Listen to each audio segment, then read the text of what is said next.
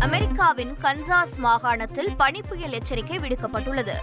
இதனிடையே லெனெக்ஸா என்ற இடத்தில் பனிப்புயல் வீசிய காட்சிகள் வெளியாகியுள்ளன.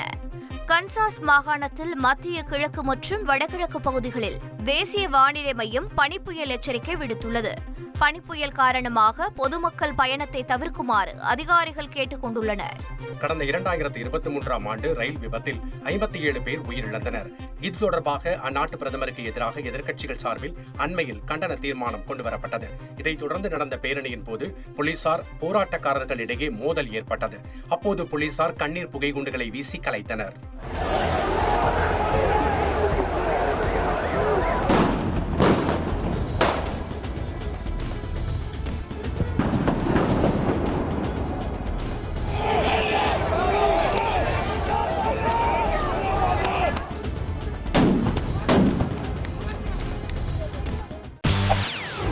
செய்திகளை உடனுக்குடன் தெரிந்து கொள்ள உடனே சப்ஸ்கிரைப் பண்ணுங்க.